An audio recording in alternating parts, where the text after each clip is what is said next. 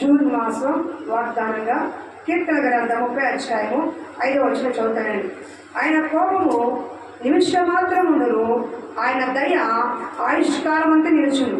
సాయంకాలం ఏడుపు వచ్చి రాత్రి ఉండినను, ఉదయమున సంతోషము కలుగును. హల్లెలూయా. సాయంకాలం ఏడుపు వచ్చి రాత్రి ఉండినను, ఉదయమున సంతోషం కలుగును. ఇది జూన్ మాసంలో దేవుడు మనందరికి ఇస్తున్న వాగ్దానము. ప్రార్థన చేసుకుందాం. మిత్రులుగా ప్రేమించే మా ప్రియ పరలోక తండ్రి, మీకు వందనాలు స్తుతి స్తోత్రాలు చెల్లించుకున్నాం. గడిచిన 5 మాసాలు మీ కృపలో మమ్మల్ని క్షేమంగా ఉంచారు. స్తోత్రములయ్యా. ఈ 6వ మాసంలోకి ప్రవేశపెట్టిన వందనాలు స్తుతి స్తోత్రాలు చెల్లించుకుంటూ ఈ జూన్ మాసంలో ప్రభువా, మరి ఈ మాసంలో అత్యధిక ఖర్చులు కూడా ఉన్నాయి. స్కూళ్ళు కాలేజీలు అన్ని కూడా తెలుస్తున్నారు ప్రభువా. మరి ఏ కుటుంబానికి ఏది అవసరమో యేసు నామములో సహాయం దయచేయండి. వాడు పడుతున్న బాధ వేదనలో ఒక సంతోషం వారికి దయచేయమని, ఇచ్చిన వాగ్దానం నెరవేర్పు వారి కుటుంబాలు జరిగించమని, దాని తగ్గ జీవితం మాకు దయచేయమని, ఈ వాగ్దానం మా జీవితంలో కుటుంబ జీవితాల్లో నమ్మిన ప్రతి ఒక్కరికి అవునని ఆమేనని జరిగించమని యేసు నామమున అడుగుచున్నాము తండ్రి. ఆమేన్. హల్లెలూయా. హల్లెలూయా. పై మాట నేను తీసుకోవట్లేదు కానీ కింద మాట, సాయంకాలం ఏడుపు వచ్చి రాత్రి ఉండినను, ఉదయమున సంతోషము కలుగును. హల్లెలూయా. ఈ 30వ అధ్యాయంలో కింద 11వ వచనం కింద ఒక మాట, నా అంగలాలకు నువ్వు నాట్యముగా మార్చి ఉన్నా. 12, నువ్వు నా గోనె పట్టును విడిపించి సంతోష వస్త్రముగా నన్ను ధరింపచేసి ఉన్నావు. హల్లెలూయా. బాబు వినపడుతుందా? వినపడుతుందా? ఇక్కడ మూడింట్లో ఉన్న ఒక పాయింట్ ఏంటంటే, ఇక్కడ సాయంకాలం ఏడుపు వచ్చి రాత్రి ఉండిన ఉదయం సంతోషం కలుగుతుంది.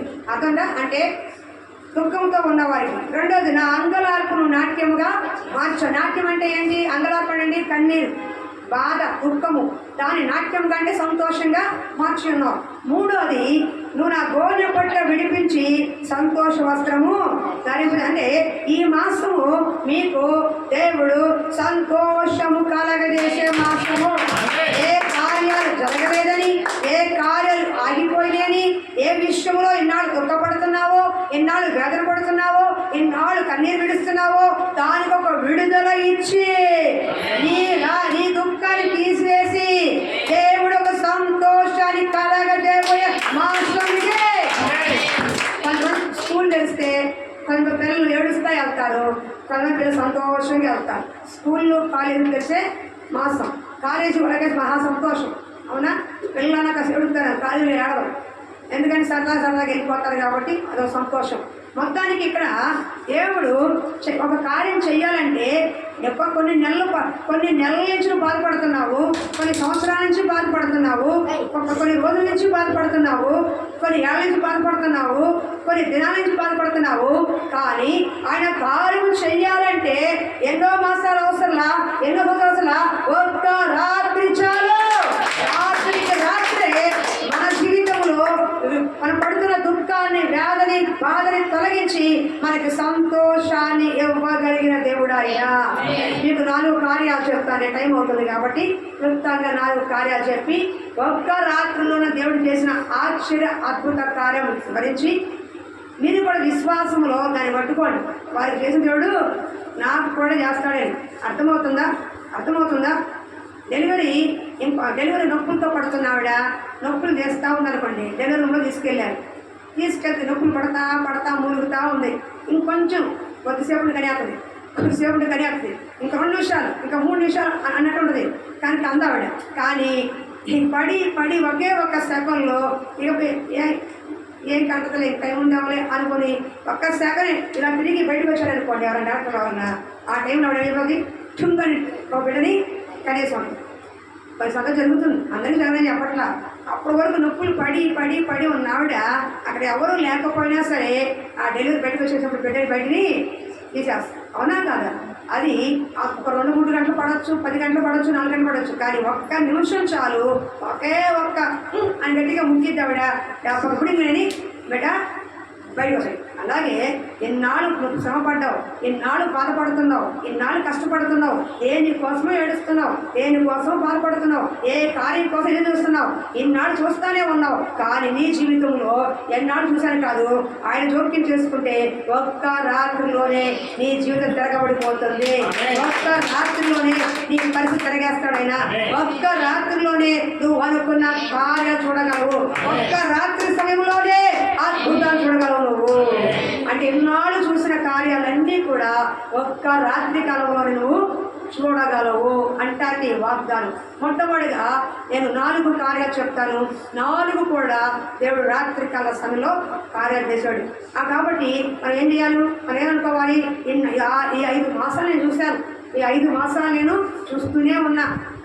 ఈ కార్యంలో దేవుడు చూడడా, నా కుటుంబాన్ని చూడకపోతాడా, నా పిల్లల్ని చూడకపోతాడా, నా వ్యాపారాన్ని చూడకపోతాడా, నాకున్న అప్పుల్ని చూడకపోతాడా, నాకున్న కుటుంబ పరిస్థితులు ఇలా ఉన్నాయి ఆయన చూస్తున్నాడు కదా అని ఇవన్నీ కూడా విడిపించబడాలి, ఇవన్నీ కూడా ఒక లైన్లో పెట్టాలంటే దేవుడు చేస్తాడు కదా అనుకున్న ప్రార్థన చేస్తున్న నీ జీవితంలో ఒక్క రాత్రి, ఒక్క గడియ చాలు నేను మార్చడానికి, ఈ కార్యం చేయడం. ఉదాహరణకి యాకోబు ఏం చేశాడు, రాత్రి అంతా ప్రార్థన చేశాడు.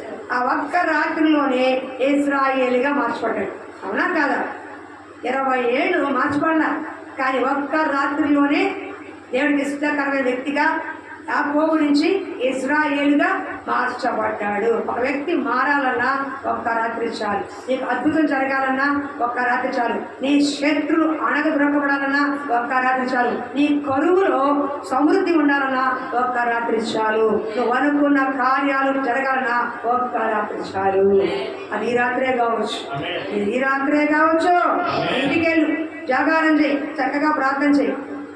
ఇవి మనకేంటంటే టీవీ చూస్తూ ఉంటాం, సీరియల్ చూస్తూ ఉంటాం, ఫోన్ చూస్తూ ఉంటాం గంటల గంటలు. కానీ ప్రార్థనలో కూర్చుంటాం, అదేమవుతుంది, నిద్ర వస్తూ ఉంటాం. అవునా కదా? అదేంటి సాతాను యొక్క లక్షణం. నువ్వు 4 గంటలు టీవీ చూసావు అనుకోండి, 1 గంట టీవీ చూసినా సరే నిద్ర రాదు. పడుకోరా, పడుకోండి, పడుకోరా పిల్లలు పడుకోండిరా అంటారు, పడుకోరు. పడుకోరు. కానీ ఎప్పుడైతే ప్రార్థన చేస్తామో, ఎప్పుడైతే వాక్యం చదువుతాం అనుకుంటామో ఏమవుతుంది, ఆవలింతలో నిద్ర. ఎందుకని సాతానికి వాడికి ఇష్టం లేదు. నువ్వు సినిమా చూసినా సేపు అబ్బా నా బిడ్డ ఎంత బాగా ఉన్నాడో సినిమాలు చూడు అంటారు. నువ్వు మ్యాచ్ చూస్తున్నాను సేపు కూడా అబ్బా ఏం చూస్తున్నాడో మా బిడ్డ చూడమ్మ. ఇప్పుడేంటి పొలిటికల్, ఇంకా 2 రోజుల్లో పొలిటికల్ హిట్ వచ్చేస్తుంది. పోటీగా ఉన్నాయి. ఎవరు ఇప్పుడు గట్టిగా చెప్పలేని స్థితిలో ఉన్నారు, ఇంటా ఆటోనట్టు ఉన్నారు. మొత్తం 4వ తారీఖున తెలిసిపోతుంది. కానీ 2-3 రోజులు ఏమైపోతారు, టీవీ కతుక్కుని ఉంటారు. అవునా? పొద్దున కాఫీలు, టీలు, బాటిల్ ఏమిటో ఉండరు. కూర్చొని ఏం చేస్తారు, పని పాటు లేకుండా టీ తాగుతారు, వేసేవాళ్ళు వేస్తూ ఉంటారు, తినేవాళ్ళు తింటూ ఉంటారు. వాళ్ళ పని ఏంటంటే ఇక 24 hours అదేదో వచ్చేంత వరకు 2-3 రోజులు ఏం చేస్తారు, రూములు తీసుకుని, బయట తీసుకుని, హోటల్ తీసుకుని, ఇళ్ళ దగ్గర తీసుకుని, ఎక్కడ తెప్పలు పడి చూస్తానే ఉంటారు. నిద్ర కాదు, ఏమీ కాదు, బెట్టింగ్ దగ్గర కూడా వేసుకుంటారంట. అదే విధంగా అంటారు. ఈ వ్యవహారాలు ఉంటాయి వాళ్ళకి. ఏమైంది అంటే సాతాను ఏం చెప్తుంది, నువ్వు లోకం ఇచ్చే సంతోషంలో ఎన్ని గంటలు ఉన్నా సరే నీకు బోరుగట్టదు. కానీ దేవుడితో 1 గంట నువ్వు ప్రార్థన చేసినా, 1 గంట ప్రార్థన చేసినా, 2 గంటలు మందిరంలో కూర్చున్నా సాతానికి ఇష్టం ఉండదు. కాబట్టి ఏదో ఒక పని గుర్తు చేస్తాడు, ఎవరో ఒకరు పురమాయిస్తాడు, ఎవరో ఒకరు లేపుతాడు, ఏదో ఒక నిద్ర వస్తూ ఉండదు, ఏదో ఒక కార్యం గుర్తవుతూ ఉండదు, ఎవరో ఒక మనిషి గుర్తవుతూ ఉండడు, ఏదో ఒక అప్పు గుర్తవుతూ ఉండదు. మన ఆలోచనలన్నీ కూడా తిరిగిపోతూ ఉంటాయి. వాక్యము పక్కే. అది సాతాను యొక్క ప్లాన్. అర్థమవుతుందా? అది సాతాను యొక్క ప్లాన్. కాబట్టి అటెన్షన్గా ఉండాలి. ఎందుకని నీ వాక్యము నా పాదములకు దీపము, నీ వాక్యము నా పాదంలో నెమ్మదిచ్చింది. దేవుడి వాగ్దానమే నీకు నాకు సరైన బలము, నెమ్మది ఇచ్చేది. కాబట్టి ఈ 4 కార్యాలు చెప్పాలని ఇష్టపడుతున్నాను. నాకు అవకాశం ఉన్నంత వరకు దేవుడు నాకు సహాయం చేసినందుకు చెప్పాలని ఇష్టపడతాను. కానీ నేను చెప్తున్నానమ్మా, నీ జీవితంలో కొన్ని ఏళ్ళ నుంచి నేను నమ్మకంగా చెప్తున్నాను, విశ్వాసం చెప్తున్నాను, నాకైనా నీకైనా మనకి ఇప్పుడు వరకు కొన్ని కార్యాలు చూడలేకపోయాం, ప్రార్థన చేస్తున్నాం. కొన్ని కార్యాలు అనుభవించలేకపోయాం, ప్రార్థన చేస్తూనే ఉన్నాం. కొన్ని కార్యాలు ఇలా ఉండాలని ఆశపడుతున్నాం, కానీ ఉండలేకపోతున్నాం. కొన్ని కార్యాల్లో కుటుంబ పరిస్థితిగా, ఆర్థికంగా, అయిన వారంగా ఇంకా ఏ ఆశలు కలిగి ఉన్నావు, కానీ ఆశలు నిరాశగా వెళ్ళిపోతున్నాయి. కానీ ఈ అన్నీ కూడా జరగటానికి ఒక్క రాత్రి కాలం చాలు.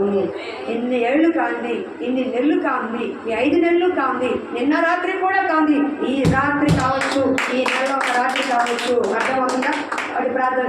కాబట్టి ముందుకు వెళ్దాం. మొట్టమొదటిగా నిర్గమాకాండము 14:21 చూడండి అమ్మా. నిర్గమాకాండము 14 చదవండి ఫస్ట్. నిర్గమాకాండము 14:10. నేను రెఫరెన్స్ కొంచెం రాసుకున్నాను.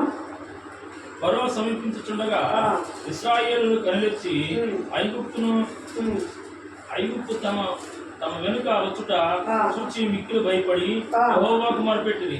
అంతటా వారు మోషేతో ఫరో సమీపించుండగా ఇశ్రాయేలు కన్నులెత్తి ఐగుప్తీయులు తమ వెనుక వచ్చి చూసి మిక్కిలి భయపడి యెహోవాకు మొరపెట్టిరి. దీన్ని ముందుకు వెళ్దామమ్మా. ముందు మొరపెట్టిరి. తర్వాత 21:14 మోషే సముద్రం వైపు తన చెయ్యి చాపగా యెహోవా ఆ రాత్రి అంతయు బలమైన తూర్పు గాలి చేత సముద్రము తొలగించి దానిని ఆరిన నేలగా చేసెను. హల్లెలూయా. ఈ మాట మీకు అర్థం కావాలంటే క్లుప్తంగా మీకు వివరించి చెప్తా, షార్ట్గా చెప్తా. మనకు తెలుసు, చాలాసార్లు మనం చెప్పుకున్నాము. మరి ఇశ్రాయేలు ప్రజలు ఐగుప్తు బానిసత్వంలో చాలా ఏళ్ళు ఉండి దేవునికి మొరపెట్టారు. నేను పూర్తిగా చెప్పుకుంటూ వెళ్ళిపోతాను, ఎందుకంటే సమయం అవుతుంది. సండే స్కూల్లో చెప్పుకుంటూ వెళ్ళిపోతాను. కాబట్టి మొరపెట్టారు. మొరపెట్టినప్పుడు ఆ మొర దేవుడు ఆలకించాడు. వాళ్ళ నిట్టూర్పులు, వాళ్ళ బాధ, వాళ్ళ శ్రమ, వాళ్ళ కన్నీరు చూశాడు. చూసి మోషేని ఎన్నుకున్నాడు. మండుతున్న పొదల నుంచి మాట్లాడి మిద్యాని అరణ్యంలో గొర్రెలు మేపుకుంటున్న మోషేని చూసి, మోషే నువ్వురా నా ప్రజల్ని విడిపించాలి అన్నాడు. ఆయన ఏదో కొన్ని సార్లు చెప్పాడు. ఇప్పుడు ఆయన నేను వివరించట్లేదు, ఎందుకంటే నా మాట ఆ దేవుడు రాత్రి సమయంలో చేసిన కార్యం. నేను చెప్పి మా మాట ఏంటి, ఒక రాత్రిలో దేవుడు ఏ అద్భుతం చేశాడో ఈ రాత్రిలో నీకు అదే అద్భుతం చేయబోతున్నాడు. ఎందుకంటే ఆలకి ఒకటే నీకోటి కాదు, దేవుడు ఎవరికైనా ఒకటే. ఆయన బాహుబలం గొప్పది, ఆయన శక్తి అప్పుడు ఉంది, ఇప్పుడు ఉంది, రేపు కూడా ఉన్నది. నిన్న నేడు రేపు కూడా మారని దేవుడు. అవునా కదా? ఆయన శక్తిలో మార్పు లేదు, ఆయన ప్రేమలో మార్పు లేదు, ఆయన కార్యాలు ఏది కూడా మార్పు లేదు. మనం మారిన ఆయన మారడు. అవునా కదా? కాబట్టి జరిగిన వాసన ఏంటంటే అలా మోషే చెప్పిన ఫరో ఒప్పుకోవాలా. ఫరోని మనసు కఠినపరిచింది దేవుడే, ఫరోని పంపించడం చేసింది దేవుడే. 10 అద్భుత కార్యాలు వినండి.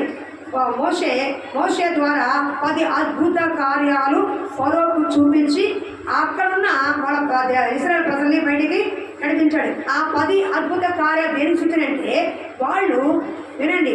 ఇప్పుడు నదిలో ఏమొచ్చింది? రక్తం వచ్చింది. అవునా? నైలేలో రక్తం వచ్చింది. ఆ రక్తం నది దేని సూచనంటే దేవత. నది వాళ్ళకి ఒక దేవత, సూర్యుడు ఒక దేవత, కప్పలు ఒక దేవత. వేటిని దేవతలుగా పూజించారో ఆ 10 అద్భుత కార్యాలు చేసి వాటిలో ఏ మహిమ లేదు, వాటిలో ఏ శక్తి లేదు. ఏ శక్తి ఉన్నా శక్తి గల దేవుడను, ఉన్నవాడను, అనువాడను, విడిపించువాడను, బలపరచువాడను, శక్తి ఉన్నవాడను, నాకంటూ అసాధ్యం అంటూ ఏమీ లేని వాడనని తన్ను తాను నిరూపించుకోవడానికి ఆ 10 అద్భుత కార్యాలు ఫరో దగ్గర చేసి తన సేవకులకు చూపించి తన యొక్క మహిమ ఏంటో అందరికీ చూపించాడు దేవుడు. ఆ విధంగా మొత్తానికి పంపించాడు ఫరో పంపించిన కొంచెం వాళ్ళు ఫరో పంపించిన తర్వాత సంతోషంగా బయటకు వచ్చేసారు. కొంత సమయం అయిన తర్వాత ఫరోకి మెలకు వచ్చి, అంటే తెలివి వచ్చి, అరే మన బానిసలు అందరూ తెల్లారేక పనిచేసేవాళ్ళు, మన కాళ్ళ కింద ఉండాల్సిన వాళ్ళు, మనం పంపిస్తే ఎలాగా వాళ్ళు సంతోషంగా వెళ్ళిపోతున్నారు. కాదు, వాళ్ళు ఎలాగైనా సరే మళ్ళీ బానిసత్వంలోకి తీసుకురావాలి, వాళ్ళ వెనక్కి వాళ్ళని తీసుకురావాలి. వాళ్ళు ఆరాధించకూడదు, వాళ్ళు బయటికి వెళ్ళకూడదు, వాళ్ళకి స్వేచ్ఛ ఉండకూడదు, సంతోషం ఉండకూడదు, సమాధానం ఉండకూడదు, వాళ్ళ పిల్లలతో హ్యాపీగా ఉండకూడదు, కుటుంబంతో బాగుండకూడదు, ఎంతసేపు వ్యసనాలతో ఉండాలి, బాధలతో ఉండాలి, అప్పులతో ఉండాలి, రోగాలతో ఉండాలి, గొడవలతో ఉండాలి, జగడాలతో ఉండాలి, కేసులతో ఉండాలి, కోర్టులతో ఉండాలి అని సాతానికి పెట్టిన కిరికిరి అన్నీ కూడా. సంతోషంగా ఉండమని చెప్పే దేవుడు, సంతోషం చెప్పేది సాతాను. ఇది అర్థమవుతుందా? కుటుంబాన్ని నిలబెట్టేది దేవుడు, కుటుంబాన్ని కూర్చేది సాతాను. అంటే సాతాను క్రియలు, సాతాను క్రియలు కాదు, మనిషి యొక్క ఆశ, దురాశ కార్యాలన్నీ కూడా సాతాను క్రియలే, సరైన క్రియలే. కాబట్టి వాటి వల్ల పోతుంది. అర్థమవుతుందా? అయితే ఈ ఫరోకు మెలకు వచ్చి సైన్యం వేసుకుని పదా మళ్ళీ వెళ్ళి తీసుకొద్దాం అనుకుని వస్తున్నారు. వీళ్ళు ముందు వెళ్తున్నారు. ముందు వెళ్తూ ఉన్నప్పుడు ఏముంది, ఎర్ర సముద్రం తగ్గింది. ఇప్పుడు కాలం అనుకుని దాటుతారు, నది కూడా ఒకసారి ఏదో కొట్టొచ్చాము, నది కూడా దాటలేరు గొంతుకుంటే. కానీ సముద్రాన్ని దాటలేరుగా. సముద్రం చాలా ఎక్కువగా ఉంటుంది, లెంత్ ఎక్కువ ఉంటుంది కదా, లోతు ఉంటుంది, లెంత్ ఉంటుంది, దాటలేరుగా. ఎదురుగా సముద్రం వచ్చింది, ఎర్ర సముద్రం అక్కడ ఆగిపోయారు. ఈ లోపు వెనక అలా గుర్రాల శబ్దం టక్క టక్క టక్క అని టక్క అని శబ్దాలు వస్తాయి. ఏమవుతాయి? శబ్దాలు వస్తాయి. వెనక్కి తిరిగి చూశారు, గుండెలు బాదుకున్నారు. వాళ్ళకి భయం వచ్చేసింది. అని ఫరో కలుపుకుంటూ వస్తున్నాడు. మోషే, మేము అక్కడే ఉంటే చచ్చేవాళ్ళం కదయ్యా, మా స్వామి చచ్చేవాళ్ళం కదా, ఐగుప్తులో సమాధులు లేవనా, మమ్మల్ని తీసుకెళ్తున్నావు, ఏదో ఒకటి దిక్కుమాలు బతికేవాళ్ళం కదయ్యా, ఎందుకు తీసుకొచ్చావయ్యా అని చెప్పి పడుకుతున్నారు, ఏడుస్తూ ఆ రాత్రి మొదలు పెట్టారు. వినండి, ఆ రాత్రి ప్రాణ భయంతో ముందుకు వెళ్తే సముద్రం దాటితే చచ్చిపోతారు, సముద్రం పడి.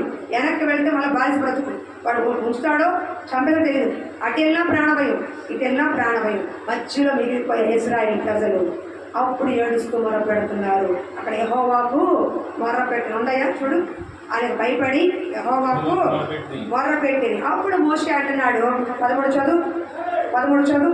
అందుకు మోషే, భయపడకుడి, యెహోవా మీకు నేడు కలగజేయు రక్షణ మీరు ఊరక నిలిచి చూడండి.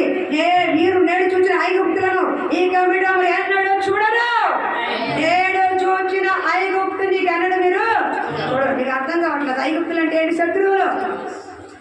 ఫరో అంటే సాతాను, లోకము, లోక కార్యాలు, శత్రువులు, అప్పు, ఇరుకులు, ఇబ్బందులు, శ్రమలు, అవమానాలు, నిందలు. అర్థమవుతుందా? నీ బాబు కోరని వారు నన్ను శత్రువులే. అలాంటి శత్రువుల్ని ఇక మీద చూడరు అంటాడు దేవుడు. మీ మొహాల్లో ఏం కనిపించట్లా, అర్థం కావట్లేదు నేను చెప్పింది. మరి ఎక్స్ప్రెషన్ రాదండి మీకు? ఎక్స్ప్రెషన్ రాదే? నేనేం చెప్తాను, మీ శత్రువులు ఎవరు ఉండరమ్మా, మీ శత్రువులు ఎవరు లేరా? మరేంటమ్మా, కనీసం మీ ఎక్స్ప్రెషన్ కనపడదు. ఏదో నేను ఏం చెప్తున్నాను, వాక్యంగా చెప్తున్నాను, మీకు తెలుగు అర్థమవుతుంది. నాకు ఇంగ్లీష్ తమిళ రాదు, తెలుగు ఒకటే వచ్చు, అది కూడా నెట్టుకోతున్నాను. నాకైనా నెట్ ఎక్కువ, నాకు నెట్టుంది. ఏదో ఒక దేవుడి గురించి చెప్తున్నాను. మీరు మీకు అర్థమవుతుంది, నాకు అర్థం కావట్లేదు. ఎలా చూస్తున్నాను ఆయన మీ మొహాలు నా ఇంటికి వస్తున్నాయి, కానీ మీకు అర్థమవుతుందా? మీకు అర్థం ఏం చేయాలి? స్పందించాలి కదా మీరు, అవునా? నేను కొట్టే నన్ను ఎలా ఉంటుంది? చమ్మిని కొడితే ఎలా ఉంటుంది చెయ్యి, అవునా? దీని ఏమంటారు? స్పందన. దీని ఏమంటారు? మీరు హ్యాపీగా కొట్టారు అనుకోండి, ఎలా ఉంటుంది చెయ్యి? సహజంగా ఎలా ఉంటుంది? నాకైనా నువ్వు కొట్టేసా నాకు సహజంగా ఏమంటుంది? ఎందుకని ఇక్కడ నొప్పిగా ఇంకా చేయకపోతే ఆటోమేటిక్ స్పందన. కాబట్టి మీరు కూడా ఇండియా వాక్యం వస్తే స్పందించాలి, డబ్బులు ఇవ్వకూడదు. అదైనా వెరీ గుడ్, మంచి పెట్టండి. 5 స్టార్ కావాలా, 3 స్టార్ కావాలా, కొని చాక్లెట్ కావాలా, బిస్కెట్ కావాలా? ఎవరైనా నిద్రపోతున్నావా? దమ్మ నా ముందు రాము. ఇప్పుడు నేను చెప్పిన వాటి గురించి చెప్పాలి. Very good. అయితే అప్పుడు చూడండి, దేవుడు ఏది చూడండి, చదువు 21, 22 కాదు 16 చదువు. 15 చదువు. అందరూ యెహోవా సాగిపోవుడి. నీవు నీ కర్రను చెయ్యి చాపి పాయగా చేయము. అప్పుడు ఇశ్రాయేలు సముద్రం మధ్య ఆరణ్యంగా నడిచిపోదు. 21 చదువు. మోషే సముద్రం వైపు తన చెయ్యి చాపగా యెహోవా, బాగా అగయ్యా, యెహోవా ఆ రాత్రి, చెప్పండి, యెహోవా ఆ రాత్రి, యెహోవా ఈ రాత్రి అంతయు బలమైన తూర్పు గాలి చేత సముద్రము తొలగించి దాన్ని ఆరిన నేలగా చేస్తాడు. ఇక్కడ వాడు ప్రాణ భయంతో కొట్టుమిట్టాడుతున్నారు. ముందు వెళితే నుయ్యి, వెనక వెళితే గొయ్యి. అలాంటి సమయంలో దేవుడు మొరపెట్టాడు, మోషే నాకని చెప్తున్నావు, సాగిపో ముందుకే, నీకు కర్ర ఇచ్చా కదా, అద్భుతములు చేసే కర్రది.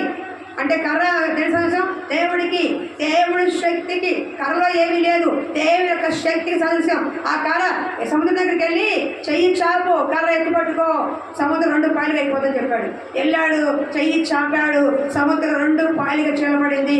ఈ పక్కన ఓడగా నీళ్లు నిలబడాడు. చూడండి ఆ మాట చదువు 22 సరిగ్గా చదువు 22. నీళ్లు విభజింపబడగా చదవకూడదు. నేను చదవాలి, సగం పని చేస్తాం ఎందుకు? నీళ్లు విభజించబడగా ఇశ్రాయేలీయులు సముద్రం మధ్యన 6 నెలలు నడిచిపోయి ఆ నీళ్లు వారి కుడి ఎడమ ప్రక్కన వారికి గోడ వలె ఉండెను. ఎలా ఉందంట? కుడి పక్కన ఎడమ పక్కన గోడ వలె ఏకరాశిగా నీళ్లు ఉన్నాయంట. సముద్రపు నీరు గోడలాగా ఇట్లాగే నిలిచిపోయాయి. ఈ పక్కన గోడ ఉందా, ఈ పక్కన గోడ ఉందా, కుడి ఎడమ నీళ్లు ఇలాగే నిలిచిపోయి ఈ దారిలో 6 నేల మీద వాళ్ళందరూ కూడా నడిచిపోయారు. ఒకసారి ఊహించుకోండి, దేవుడు ఒక అద్భుత కార్యం. ఊహించుకోరా మీరు? ఊహించుకుంటే మీకు దేవుడి కార్యం తెలుస్తుంది. ఇమాజినేషన్ చేసుకోండి. అది ఆరింది నీడ తొట్టి కాదు, సముద్రం. అంటే సముద్రం కూడా ఆయనకి లోబడుతుంది. ప్రకృతి అంతా కూడా ఆయన స్వాధీనంలో ఉంది. సర్వ సృష్టి కూడా ఆయన స్వాధీనంలో ఉంది. సకల చరాలు ఆయన స్వాధీనంలో ఉన్నాయి. చేప మింగంటే మింగింది, కాకి రా అంటే వచ్చింది, పావురం వెళ్ళంటే వెళ్ళింది. కానీ మనిషి ఒక్కటే మాట విన్నాడు. సర్వ సృష్టి ఆయన లోపడుతుంది. తుఫాను లేగంటే గాలి లెగుస్తుంది, రాళ్ళు పడంటే భూకంపం లెగుస్తుంది, సముద్రం పైకి రా అంటే సునామీ లెగుస్తుంది. అవునా కాదు? కానీ మాట కానీ ఎవరంటే మనుషులైనా మనకి సర్వ సృష్టి ఆయనకి లోపడుతుంది. కానీ లోపడని వ్యక్తి ఎవరైనా ఉన్నాడంటే మనిషి. అంటే నువ్వు నేను అనుకోండి, మన మనుషులేగా, మనమే. అర్థమవుతుందా? సముద్రము 2 పాయలుగా చేయబడిందండి. ఎంత అద్భుత కార్యం అది! ఒక్క రాత్రిలోనే వాళ్ళ ప్రాణాలు దక్కించబడ్డాయి. శత్రువుల నుంచి దేవుడు వాడిని విడిపించి క్షేమ మార్గాలు చేర్చి అద్దరికి దేవుడు చేర్చాడు. ఈ రోజున ఏ శత్రుని తరుముతున్నారు? మనుషులు తరుముతున్నారా? ఒకవేళ అప్పులు తరుముతున్నాయా? బాధలు తరుముతున్నాయా? శ్రమలు తరుముతున్నాయా? నీ అయిన వారే తరుముతున్నారా? నీ బంధువులే తరుముతున్నారా? నీ రక్షణ తరుముతున్నారా? నీకు అర్థమవుతుందా? ఏ శత్రుని వెనక తరుగుతున్నాడు? అటువంటి స్థితిలో ఉన్నప్పుడు కూడా నువ్వు దేవుడికి మొర్ర పెడితే ఎర్ర సముద్రం 2 పాయలుగా చేసిన దేవుడు నీ సమస్యను కూడా 2 పాయలుగా చేసి నీ శత్రువులను ఆ చలములోనే ముంచివేసి నీకు క్షేమాన్ని ఇచ్చే దేవుడు. అయినా ఎవరు చెయ్యలేని ఆ రాత్రి కాల సమయంలో ఇశ్రాయేలు ప్రాణాన్ని కాపాడిన దేవుడు. అయినా ఆ తర్వాత ఎవరు చెప్తారు? ఎవరు కాపాడదు? 20 లక్షల మంది. ఒకలాగా ఉందా కాబట్టి 20 లక్షల మంది జనాభా. అవునా కదా? వెనకాల ఫరో, ముందు సముద్రం. కానీ దేవుడు ఎంచుకున్న ప్రజలు కాబట్టి, దేవుడు ఎరిగిన ప్రజలు కాబట్టి, దేవుడే వాళ్ళ పట్ల కనికరం చూపించాడు కాబట్టి దేవుడే వాళ్ళ పట్ల సముద్రాన్నే 2 పాయలు, సముద్రాన్నే 2 పాయలు చేసే దేవుడు. నీకు సమస్య తెచ్చడా? నీ శత్రులు అడుగులు అక్కడ. అవునా కదా? 2 పాయలు అవుతుంది, సగం అవుతుంది. అవునా కాదా? కాబట్టి ఆ నమ్మకం మనకు కలిగి ఉండాలి. చదువుతూ ఉంటాం, వాక్యం వింటాం, కానీ విశ్వాసం మనలో ఉండదు. ఆ రోజు ఇశ్రాయేలు ప్రజలు ప్రాణభయంతో దేవుడికి మొరపెట్టారు. సమస్య అయిపోయింది, 2 పాయలుగా చేర్చబడింది. నువ్వు కూడా ఆ సమస్య వచ్చినప్పుడు, ప్రాణభయం వచ్చినప్పుడు, ఎప్పుడు వస్తుంది ప్రాణభయం? సహజంగా ప్రాణం ఎప్పుడు వస్తుంది? ప్రాణభయం అదే సందర్భం. ఫర్ ఎగ్జాంపుల్ రోగం వచ్చిందనుకోండి, తీవ్రంగా రోగం వచ్చిందనుకోండి, ప్రాణానికి వస్తే భయపడతారు. ఎవరైనా చంపేతానంటే భయపడతారు. రే నీకు ఎంతకాలం ఇచ్చాను రా, రేపు కానీ ఇవ్వకపోతే నేను లేదు, నువ్వు మొత్తం ఏపెడతాను, నువ్వు వస్తున్నాను తీసుకుంటే భయం అన్న. కొన్ని విషయాలు భయపడతాం, శత్రువుని చూసి భయపడతాం. అలాగే ఏ శత్రువు నిన్ను ముడుతున్నాడో ఆ శత్రువు నుంచి విడిపించి ఆ శత్రువుని నేలమట్టం చేసి నీకు క్షేమాన్ని ఇచ్చే దేవుడు ఆయన. అది ఎటువంటిదైనా సరే, వ్యాధి, బలహీనత, బాధ, రోగము మనిషి ద్వారా వచ్చేది ఎటువంటిదైనా సరే దేవుడు ఏం చేస్తాడంట? 2 పాయలుగా చేస్తారండి. ఎవరు చెయ్యలేని ఆ రాత్రికాల సమయంలో ఇశ్రాయేలు ప్రజల్ని ఆయన కాపాడి 20 లక్షల మందికి క్షేమాన్ని ఇచ్చిన దేవుడు నీకు, నీ కుటుంబానికి, నీ పిల్లలకి క్షేమాన్ని ఇస్తాడు. శత్రువులు ఎక్కువ అవుతున్నారు. శత్రువులు అంటే మనుషులు మాత్రమే కాదు, కార్యాలు, క్రియలు. అవునా కాదు? బలహీనతలు, అప్పులు, అనారోగ్యం మనమ శత్రువులు. కాబట్టి ఎటువంటి కార్యాలైనా దేవుడు ఒక్క రాత్రిలోనే మార్చగలడు. 20 లక్షల మందిని కొన్ని నెలలు తీసుకెళ్ళా, ఆ ఒక్క రాత్రిలోనే వాళ్ళని అద్దరికి తీసుకెళ్ళాడు. ఎక్కడికి? సముద్రం అద్దరికి తీసుకెళ్ళాడు. నీ జీవితంలో ఇప్పుడు వరకు వచ్చావు. 20 ఏళ్ళు ఆత్మీయంలో ఉన్నావేమో, 10 ఏళ్ళు ఆత్మీయంగా ఉన్నావేమో, 5 ఏళ్ళు ఆత్మీయంగా ఉన్నామో, 2 ఏళ్ళు ఉన్నావేమో నాకు తెలియదు. కానీ ఈ రాత్రి కాల సమయంలో ఆ నీ జీవితంలో ఒక్క రాత్రి చాలు ఆయన నిన్ను క్షేమంగా దాటించడానికి. నీ శత్రువుల నుండి, నీ బాగు కోరుకునే వారి నుండి, నిన్ను ఇబ్బంది పెడుతున్న వారి నుండి, నేను బానిస బ్రతుకు చేస్తున్న సాతాను క్రియల నుండి విడిపించడానికి, తప్పించడానికి దేవుడికి ఒక్క రాత్రి చాలు. అది ఆ రోజు ఆ రాత్రి అయింది. ఈ రోజు నీకు ఈ రాత్రి అవ్వాలి. ఏమవ్వాలి? ఈ రాత్రి నువ్వేం చేయాలా? శత్రుడు జరుగుతున్నప్పుడు ఇసరు ఏం చేశారు? మొర్ర పెట్టారు. ఏం చేశారు? మొర్ర పెట్టారు. నువ్వు నాకు మొర్ర పెట్టము, నేను నీకు ఉత్తరం ఇచ్చాను. నువ్వు నాకు మొర్ర పెట్టము, నేను నీకు ఉత్తరం ఇస్తాను. ఎందుకని? నీ సమస్యల్లో ఉన్నప్పుడు, నీ శత్రువులు ఎక్కువైనప్పుడు, నీకు బాధలు ఎక్కువైనప్పుడు, కన్నీరు ఎక్కువైనప్పుడు ఏం చేయాలి? హెచ్చుగా మొరపెట్టాలి. నా అంతరంగమందు బాధలు హెచ్చుగా ఉన్నప్పుడు నీ యొక్క వాక్యం నాకు నెమ్మది కలగజేసింది అయ్యా అంటాడు దావీదు. వెనక పంపించండి, ఎందుకు బతిమతాడు? ఇక్కడ స్టాండ్ ఉంది జాగ్రత్త. కాబట్టి ఎవరు చెయ్యలేని అని చేశాను కదా. ఎవరు చేశారు? హల్లెలూయా. ఎవరు చెయ్యలేని ఆ రాత్రికాల సమయం ఇశ్రాయేలు ప్రజల్ని ఆరిన నేల మీద ఒకటి వినండి, శత్రువుల నుంచి సమూలంగా విడిపించాడు ఒక కార్యం. రెండోది సముద్రాన్ని 2 పాలు చేశాడు. మూడోది 20 లక్షల మందిని కూడా క్షేమంగా చిన్న చితక గొర్రె వాళ్ళ మంద బాగు కోడి కుక్క అన్ని కూడా అతడు తీసుకుని వెళ్ళారు. మొత్తాన్ని ఏది తక్కువ కాకుండా, ఏ సొత్తు సొమ్ము పోకుండా క్షేమంగా అద్దరికి తెచ్చాడు. నేడు చూసిన ఐగుప్తుని కనడు కూడా నువ్వు చూడవో అన్నాడు మోషే. దేవుడు చెప్పిన మాట అది. ఏ శత్రువు చూసి భయపడుతున్నావో, ఏ అప్పులు చూసి భయపడుతున్నావో, ఏ భయపడుతున్నావో నేను చూసిన నువ్వు చూడద్దు. ఎందుకని? ఆ శత్రువులను ఆ జలముల్లో ఇతడు ముంచేశాడు కాబట్టి, అని చంపినాడు కాబట్టి. ఆ జలములలోనే శత్రు సైన్యము మునిగిపోయేది. ఆ జలములలోనే శత్రు సైన్యము మునిగిపోయేది.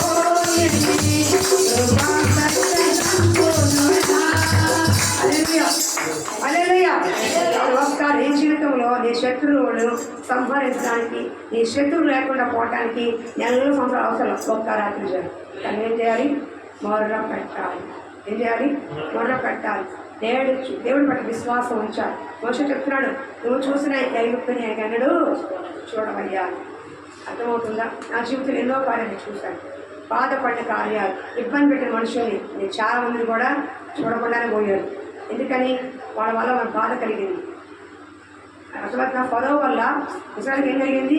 బాధ, దుఃఖము, సంతోషంగా లేదు, సమాధానంగా లేదు. ఎందుకని? ఫరో గట్టి చాకరీ చేయించుకున్నాడు, కఠినమైన పని చేయించుకున్నాడు. వాళ్ళలో సంతోషం లేదు, సమాధానం లేదు. అటువంటి భయంకర స్థితిలో ఉన్న వాళ్ళకి దేవుడు వాళ్ళ మోరాలిని బయటికి బానిసత్వాన్ని బయటికి తీసుకొచ్చాడు. ఆ ఒక్క రాత్రిలోనే ఇబ్బంది పెట్టిన వారిని, కష్టపెట్టిన వారిని, బాధ పెట్టిన వారిని, ఫరో లాంటి వారిని ఆ నీళ్ళలోనే ముంచి వేశాడు. ఒక అక్షరాల నీ ఇంటి వారు కానీ, నీ బంధువులు కానీ ఎవరైనా సరే ఇబ్బంది పెడుతున్నారా? భయపడమాట. ఆ జలముల్లోని ఎలా ముంచేశాడో దేవుడు వాళ్ళు కూడా వినానా ముంచి వేస్తాడు. అర్థమవుతుందా? నేను చూసిన ఐగుప్తుని గడ్డను కూడా నువ్వు చూడవు. ఎప్పుడు జరుగుతుంది ఇది? ఆ ఒక్క రాత్రి సమయంలోనే. ఈ రాత్రి సమయంలోనే ఇంటికెళ్ళి మొరపెట్టి యథార్థంగా మొరపెడుతూనే ఉండు. 2 గంటలు, 3 గంటలు, 4 గంటలు మొరపెడుతూనే ఉండు. ఈ రాత్రి కాల సమయం సాయంకాలం 7కు వచ్చిన వాళ్ళకి రాత్రంతా ఏడ్చారు. అయ్యో ఇశ్రాయేలు ప్రజలు రాత్రంతా ఏడ్చారు. ముందుకెళ్తే సముద్రం ఉంది, వెనకాల మరి ఫరో సైన్యం వస్తుంది. మళ్ళా మా బతుకులేని కష్టంలోనేనా, మళ్ళా మా బతుకులేని బానిసత్వేనా, ఎంతకాలం మా పిల్లల అంతా కూడా వాడికి ఎంత బానిస ఉండాల్సిందేనా, మా చావు అక్కడైనా అని ఏడుస్తూ మొరపెట్టారు. దేవుడు జవాబుగా మోషే సాగిపో ముందుకు అన్నాడు. సముద్రాన్ని పరిగెత్తాడు. ఆ రాత్రి మొరపెట్టకుండా ఉంటుంటే వాళ్ళకి దేవుడు కార్యము చేసి ఉండేవాడు. సంవత్సరం వచ్చినప్పుడు ఏం చేయాలి? మొరపెట్టాలి. 2 చెప్తారు ముందుకు. ఆదికాండం 25 ఆదికాండం 25:2 2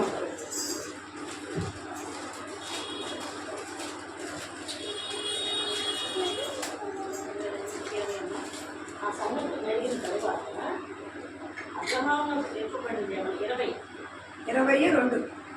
అబ్రహాము తన భార్య అయిన శారాయి ఈమె శారాయి చెప్పాను. జాన్బాబు ఏం చదువుతున్నాను? కూడబలుకు సెకండ్ క్లాస్ చదివాను. అప్పుడు అబ్రహాం తన భార్య శారాను గురించి మూడు చదువు. అయినను రాత్రి వేళ దేవుడి స్వప్నం ముందు అభిమేలనకు వచ్చి, నువ్వు నీ ఇంట చేర్చుకున్న స్త్రీ ఒక పురుషునికి భార్య కనుక ఆమె నిమిత్తం చచ్చివాడు సుమా అని చెప్పాను. అయినను రాత్రి వేళ స్వప్నం ముందు ఎప్పుడు గమనంట? అభిమేలకి రాత్రి వేళ కల్లో ఎవరు ఇచ్చారంట? దేవుని యొక్క స్వరం గర్దించింది. జరిగిన సమయం ఏంటండి? అక్కడ అభిమేలకు రాజు ఈ దేవుడు అక్కడ నుండి అబ్రహాం దక్షిణ దేశంలోకి తరలిపోయి ఆ దేశం సూర్యుడు మధ్యప్రదేశ్ ఉన్న గెరారులో కొన్నాళ్ళు ఉన్నారు. ఎక్కడికి వచ్చాడంటే గెరారుకి వచ్చాడు. అక్కడ రాజు అభిమేలెకు. అక్కడ ఉన్న వాళ్ళకున్నటువంటి అంటే అమ్మాయి నెక్స్ట్ తీసుకెళ్ళిపోతారు. తన మన ఏముండదు. అమ్మాయి అందంగా ఉందంటే అది భార్య అయినా ఇంకా మరద అయినా సరే తీసుకెళ్ళిపోతారు. ఇక అబ్రహాం ఏమంటున్నాడు? అమ్మ గెరారులోకి వెళ్తున్నాం, నువ్వు చూస్తే సౌందర్యంగా ఉన్నావు, దయచేసి ఆ పిల్లల బయట పిలిచాను. అలా చేస్తున్నారు. గెరారులో ఉన్నావు, నువ్వు చూసి సౌందర్యవంతురాలి, అందంగా ఉన్నావు, చూడు ముస్లిం. అప్పటికే ముస్లిం అయినప్పుడు కూడా అందగత్తి అంటే శారమ్మ 90 ఏళ్ళ పిల్లగా అందంటే ఇంకా ఆ వయసులో కూడా ఎంత ఉండేది. అయితే నా చెల్లెని చెప్పు అన్నాడు. ఎందుకని? ప్రాణాన్ని భయపడి. ఇక్కడ నా భార్య అని చెప్తే చంపేసి తీసుకెళ్ళిపోతారు. వినండి, అక్కడ రూల్ ఏంటంటే అందమైన అమ్మాయి కనపడితే పక్కన ఉన్న తండ్రినైనా ఎవరైనా చంపేసి తీసుకెళ్ళిపోతారు. ఆ అమ్మాయి వాళ్ళకి కావాలి. అప్పుడున్న ఆచార వ్యవహారాలు అలాంటి. కాబట్టి ప్రాణ భయం ఏం చేశాడంటే చెల్లి అని చెప్పు అన్నాడు. సరే చెల్లి కదా అని చెప్పి ఏం చేశాడు? తీసుకెళ్ళిపోయాడు. తీసుకెళ్ళి అంతఃపురంలో పెట్టాడు శారమని. అక్కడ ఊరు కాని ఊరు, ఆయన దేశం కాని దేశం, ఊరు కాని ఊరు. గెరాలోకి వచ్చి కూర్చున్నాడు. వెళ్ళిపోయింది శారమ అంతఃపురంలోకి. ఇక సైన్యం లేదు, ఒంటరిగా ఉన్నాడు, తీసుకొస్తా కానీ ధైర్యం లేదు. కూర్చుని అడుగుతున్నాడు, అయ్యా నా భార్య తీసుకెళ్ళిపోయాడు కదా అని. కానీ అబ్రహాం యొక్క కన్నీరు, అబ్రహాం యొక్క బాధ దేవుడు చూశాడు. ఎందుకంటే అబ్రహాము శార వాళ్ళిద్దరు భార్య అన్యోన్య దంపతులాడు. ఎందుకంటే శారం అనేది యజమానుడా అని పిలిచేది. ఏం పిలిచేది? నీళ్ళ అనేది కాదు, యజమానుడా అని పిలిచేది. ఆయన శారా అనేవాడు. చక్కగా ప్రేమగా ఉండేవాడు. వృద్ధాత్మలో కూడా అంత ప్రేమగా ఉన్నారంటే ఆ దంపతుల మధ్య ఎంత ప్రేమ ఉందో, ఎంత అపేక్ష ఉంది కదా. అలాగే మరి అంత ప్రేమగా ఉన్నవాళ్ళు భర్త చోట భార్య చూడండి ఎంత బాధపడతారు. ప్రేమగా ఉన్నవాడు సమయం చెప్తున్నాను, పనికొన్న సంగతి కాదు. పోతే పోయారనుకున్నాడు కాదు. ఈ మధ్య అంటే మరి దరిద్రం. 3 నెలలు పెళ్లి చేసుకుంటే మళ్ళీ డైవర్స్ అంటారు, 6 నెలలు పెళ్లి చేస్తాం డైవర్స్ అంటారు. ఈ యూట్యూబ్ ఓపెన్ చేస్తే చాలు ఎనగా మనం పెళ్లి చేసుకుంటే డైవర్స్ అంటారు. అది ఫ్యాషన్ అయిపోయింది. సరే అర్థకులు పడినాయి. మొత్తానికి ఈ మాత్రం చర్చ వరకు కూడా కలిసే ఉన్నారు. అయితే అభిమేలెకు దగ్గర ఉండేవారు శారమ్మ. ఈయన కూర్చొని ఎడుతున్న చెట్టు కూర్చుని శారమ్మ వెళ్ళిపోయింది, శారమ్మ మన భార్యని ఎడుతున్నాడు. మొత్తానికి దేవుడు జోక్యం చేసుకొని యాక్చువల్గా ఆయన చెప్పిన తప్పు. ఎందుకని శారమ్మ చెల్లని చెప్పకూడదు. కానీ ఏం చెప్పాడు అక్కడ రాసిన చూడండి 20:11. అబ్రహాము ఈ స్థలమందు దేవుని భయము ఏమాత్రము లేదు కనుక నా భార్య నిమిత్తం నన్ను చంపుదురేమో అని చేశాను. అభిమేలెకు అంటాడు, ఏమయ్యా నీ భార్య కదా చెల్లెని చెప్పేయంటే, బాబు ఈ స్థలం అందు ఏమి లేదు, భయము లేదు. దేవుని భయము లేదు. అక్కడ భయము కాదు, ఈ స్థలం ఉంది దేవుని భయము లేదు. దేవుని భయం ఉన్నవాడికి విచక్షణ ఉంటుంది. ఏది తప్పు ఏది ఒప్పు అని తెలుసుకుంటాడు. మామూలు భయం వేరు, దేవుని భయం వేరు. దేవుని భయం ఉండబట్టే ఏ సేవ తప్పు చేయలేదు. అర్థమవుతుంది. ఈ స్థలంలో దేవుని భయం లేదు. ఇది ఇష్టానుసారంగా ఉంటున్నారు, ఇష్టానుసారంగా పాపం చేస్తున్నారు, విడిగా తిరుగుతున్నారు. ఒక్కొక్కరు అక్రమ సంబంధాలు భయంకరంగా ఉన్నాయి, వ్యసనాలు చాలా భయంకరంగా ఉన్నాయి, డ్రగ్స్ భయంకరంగా ఉంది. ఈ సొదొమ గొమొర్రాలో, ఈ ఆరాధన ప్రాంతంలో దేవుని భయం లేదు. కాబట్టి ఎలా ఉండాలి? జాగ్రత్తగా ఉండాలి. ఎలా ఉండాలి అయ్యా? భయం లేకుండా ఎలా ఉండాలి? ఎలా ఉండాలి? దేవుని భయము లేని కాట కాబట్టి మనం జాగ్రత్తగా ఉండాలి. అర్థమవుతుందా? అందుకంటున్నాడు. ఎందుకంటున్నాడు? దేవుని భయం లేని స్థలం అయ్యా, భార్య అని చెప్పి నేను చంపేసి తీసుకెళ్ళిపోతాను, అందుకే చెల్లిని చెప్పానయ్యా అన్నాడు. కానీ దానికంటే ముందు ఏం జరిగింది? ఆ రాత్రి వేళ స్వప్నం చదువుకున్నాడు కదా మాట, ఎంత బాగుంటుందో. అయినను రాత్రి వేళ స్వప్నమందు అభిమేలెకు దేవుని వద్దకు వచ్చి, దేవుని ఇంట చేర్చుకున్న స్త్రీ ఒక పురుషుడికి భార్య కనుక ఆమె ఎత్తును చచ్చినవాడు సుమా తిరిగిచ్చే అన్నాడు. అంటే ఆ రాత్రి సమయంలో అబ్రహాము ఒంటరిగా ఉండి ఎవరికి చెప్పుకోలేని పరిస్థితి, ఎవరో సహాయం చేయలేని పరిస్థితి, దేశం కానీ దేశం, ఊరు కానీ ఊరిలో ఉన్నారు, ఎవరు దిక్కు మొక్కు కూడా లేదు. అయ్యా నా భార్యను తీసుకెళ్ళి చెప్పుకున్నా సరే అక్కడ ఉంది ఎవరో రాజు గారు, అక్కడ ఇరుగు పొరుగు ఉంటే నువ్వు తీసుకెళ్ళవచ్చు, ఎక్కువ చేసినవాడే. కానీ అక్కడ ఉన్నాడు అంతపురంలో, ఆ రాజు అంతపురంలోకి వెళ్ళిపోయింది. వెళ్ళాడు శంకర్ చస్తారని అబద్ధం చెప్పాడు, అవునా కదా? కానీ ఎవరు జోక్యం చేసుకున్నారు? అబ్రహాము తప్పు చేసిన అబ్రహాము ఆయన భార్య శారమ్మ పాడవడం దేవుడు చెప్తాను కాదు కాబట్టి దేవుడు జోక్యం చేసుకున్నాడు. అప్పుడు స్వప్నమందు అబీమెలెకు ఎవరు భార్యను తీసుకొచ్చాడు? నువ్వు ఎవరు అనుకుంటున్నావు? శారమ్మ తిరిగిచ్చేయి, అతను ప్రవక్త తిరిగిచ్చేయి అని గద్దించాడు. నిజం చెప్పండి, ఊరు గారి ఊరు, దేశం గారి దేశం, దిక్కు మొక్కు లేని ప్రాంతంలో ఒక అపాయం వచ్చినప్పుడు, ఒక ఆపద వచ్చినప్పుడు, నీ సొత్తు నీ సొమ్ము నీ సొంతమైంది పోయినప్పుడు ఎవరికి చెప్పుకోలేక ఎవరితో చేసుకోలేకున్నా ఆ రాత్రికాల సమయంలో దేవుడే జోక్యం చేసుకొని, ఇప్పుడు చెప్పట్లో దేవుడే జోక్యం చేసుకొని అబీమెలెకు స్వప్నంలో గర్తించి పంపించరా అబ్రహాం భార్యని పంపించేశాడు. తిరిగిచ్చాడు. నాకు ఎవరూ లేరు, నేను ఒంటరి వాడిని, ఒంటరి దాన్ని, నాకు దిక్కు మొక్కు లేరు, నన్ను కొడితే దిక్కు లేరు, నాకు చూసేవాళ్ళు లేరు, నాకు ఏమైనా తేలరు, నా సొమ్ము తీసుకున్నారు, మా అంతా దోచుకున్నారు, ఒక నీ సొమ్ము నీ సొత్తు నీ కుటుంబంలో ఒక సమస్య నీదంటూ పోయిందా? భయపడమాతాను, మొరపెట్టు అబ్రహాములాగా తిరిగి కోల్పోయిన దాని దేవుడే నీకు మరలా తిరిగిస్తాడు. అది ఎటువంటిదైనా మనుషులైనా సరే, వస్తువునైనా సరే, స్థలమైనా సరే, పొలమైనా సరే, ఏది కోల్పోయావు నీ సొత్తు నీ సొమ్ము ఏది కోల్పోయావు తిరిగి మళ్ళీ నీకు దేవుడు తిరిగిస్తాడు. అర్థమవుతుందా? నీ సొమ్ము కొట్టేశారా, అన్యాయంగా సొమ్ము తీసేసుకున్నారా, వాడు గద్దిస్తాడు దేవుడు. కష్టాలు చేత తిరిగిచ్చేయి అంటాడు. స్థలం కొట్టేశారా, కబ్జా చేశారా, ఆ మనుషులు దేవుడు గద్దిస్తాడు. వాళ్ళ స్థలం వాళ్ళు తిరిగిచ్చేయి. పొలంలో కేసులో ఉన్నావా, కేసు కొట్టేయబడుతుంది. ఒకవేళ అక్షరాల భార్య వెళ్ళిపోయిందా, భర్తను వదిలేసి భార్య వెళ్ళిపోయిందా, భర్త వెళ్ళిపోయాడా, ఇప్పుడు మాకు తిరిగి మళ్ళా వస్తారు. మనం ఏం జరిగింది? పవిత్ర చేయరామంట చూసారా యూట్యూబ్లో తెగొచ్చేస్తాను. ఆ అబ్బాయికి పెళ్ళి 5 ఏళ్ళు 2 పిల్లలు ఉన్నారు. ఈ అమ్మాయికి పెళ్లి వయసులో కొడుకు కూతురు ఉన్నారు. ఈ అమ్మాయికి 53 ఏళ్ళు, ఆ అబ్బాయికి 40 ఏళ్ళు అనుకుంటా. వయసులో చాలా తేడా ఉంది. కానీ ఇద్దరు కూడా సహజంగా చేసుకున్నారు, పెళ్లి చేసేసుకున్నారు, మామూలుగా ఉన్నారు. 5 ఏళ్ళ నుంచి కలిసే ఉన్నారు. ఈ 5 ఏళ్ళ నుంచి పిల్లలను చూడట్లా, నెలకు 30,000 పంపిస్తారు ఇంటికి. భార్యను చూడట్లా, పిల్లలను చూడట్లా. ఎంతసేపు ఆ అమ్మాయి లోపం, ఆ అమ్మాయి పిచ్చి, ఆ అమ్మాయి టిక్ టాక్లు అవి చేసుకుంటూ ఉన్నాడు. ఒక రోజు నా 2 కార్లు వెళ్తున్నారు, యాక్సిడెంట్ అయిపోయింది, ఆ అమ్మాయి స్పాట్లో చచ్చిపోయింది. ఆ చచ్చిపోయిన ఆ వ్యర్థం తట్టుకోలేక వాడు వేసుకుని చచ్చాడు. దీన్ని ఏం చేసింది? పాపము, వాడు చేసిందే పాపం, అది చేసిందే పాపం. మళ్ళీ పాపంలో మళ్ళీ న్యాయతే ఎదుర్కొంటాడా? వదిన శిక్ష తప్పకుండా వేస్తాడు. నువ్వు నిచ్చబడిగా ఉండొచ్చు, కన్యుడు ఊరుకోడు, శిక్ష తప్పకుండా వేస్తాడు.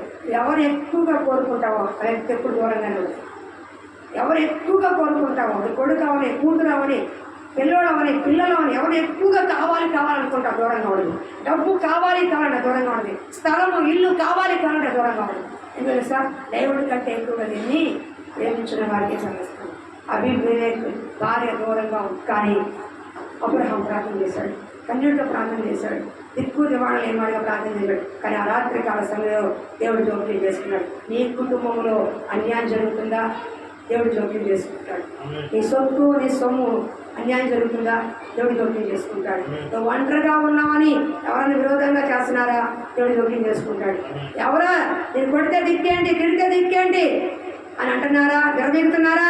దేవుడు జోక్యం చేసుకుంటాడు. నీ ఆస్తి సొమ్ము అన్నీ ఉన్నాయి, మోసం చేద్దాం చూస్తున్నారా? దేవుడు జోక్యం చేసుకుంటాడు. నీకు బలహీనతలు ఉన్నాయి, బాధలు ఉన్నాయి, కష్టాలు ఉన్నాయి అనుకున్నావా? దేవుడు జోక్యం చేసుకుంటాడు. నాకు ఎవరు దిక్కు మొక్కు లేరు, నన్ను చూసేవాళ్ళు లేరు అనుకున్నావా?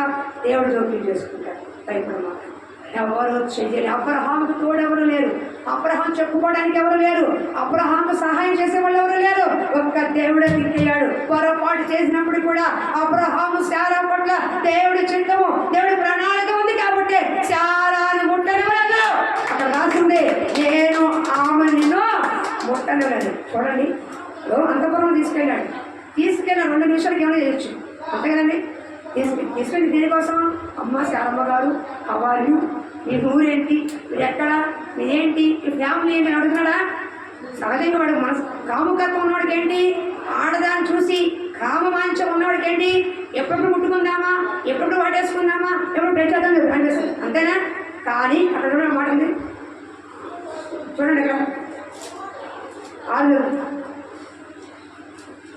6 చదువు.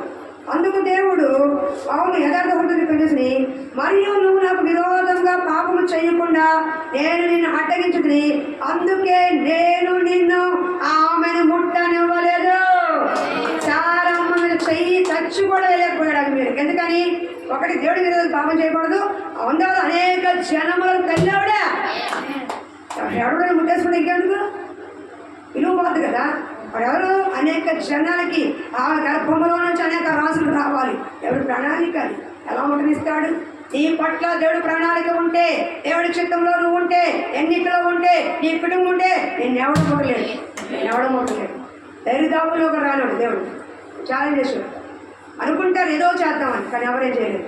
ఏదో అనుకుంటారు, ఎవడు ఏం చేయలేదు. నిన్ను ముట్టుకోవడానికి కూడా దేవుడు అవకాశము ఎవడు. నీ సొత్తు, నీ సొమ్ము, నీ భర్త, నీ భార్య, నీ పిల్లలు, నీదేది యావత్తు కూడా ముట్టనివ్వడు. భయపడమా. కానీ ఏం చేయాలి? కన్యలతో ప్రార్థన చేయాలి, పశ్చాత్తాపడాలి. అర్థమవుతుందా? 3 ఇంటికి పడితే అయిపోతుంది. 2వ గ్రంథము 7:7. 2వ గ్రంథం 7:7. 2వ గ్రంథం 7:7. 2వ రాజులు 7వ అధ్యాయం 7వ వచనం. 10 నిమిషాలు నేను ముగించాను, సమయం అయిపోతుందమ్మా, త్వరగా ముగిస్తాను.